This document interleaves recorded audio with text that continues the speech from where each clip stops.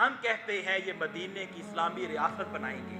مدینے کی اسلامی ریاست کی دفاعی پالیسی جہاد فی سبیل اللہ تھا. مذاکرات کی بھیک نہیں تھی, سفارتکاری نہیں تھی, بیانات نہیں تھے, احتجاج اور دھرنے نہیں تھے, سپر پاوروں کی منتیں اور تلے نہیں تھے.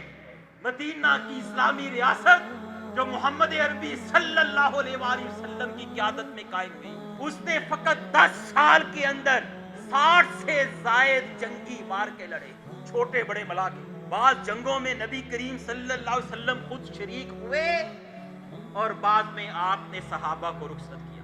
جہاد فی سبیل اللہ قرآن کا حکم, جہاد فی سبیل اللہ نبی کریم صلی اللہ علیہ وسلم کی سب سے بڑی سنت. جہاد فی سبیل اللہ مدینے کی اسلامی ریاست کی دفاعی پالیسی. جہاد فی سبیل اللہ مدینے کے ہر مسلمان کا طرز زندگی اور لائف سٹائل ہے. آج ہمارے حکمرانوں کو ڈر لگتا ہے کہ جنگ ہوگی تو کوئی نہیں بچے گا. پھر اقبال کہتا ہے کہ کافر کی موت سے بھی لرزتا ہو جس کا دل, کہتا ہے کون اس کو کہ مسلمان کی موت مر.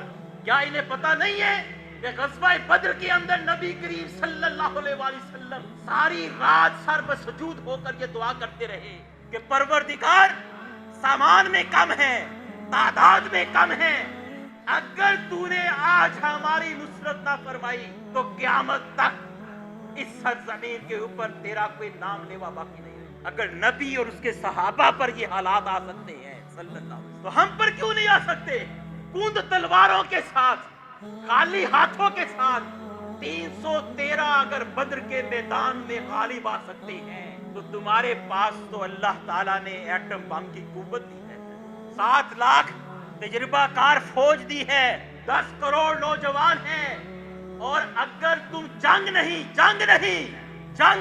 جہاد فی سبیل اللہ کا اعلان کرو, اگر تم جہاد فی سبیل اللہ کا اعلان کرو تو خدا کی قسم برے صغیر کے 35 کروڑ مسلمان بھی تمہاری پشت پہ کھڑے ہو جائیں گے. 1 کروڑ کشمیری بھی تمہارے شانہ بشانہ لڑیں گے, 20 کروڑ بنگلہ دیش کے مسلمان بھی کھڑے ہو جائیں گے, اور بزدل عرب بادشاہوں کی اندر بسنے والے نمازی اور حاجی مسلمان وہ بھی اس جہاد فی سبیل اللہ کے اعلان سے لا تعلق نہیں رہیں گے.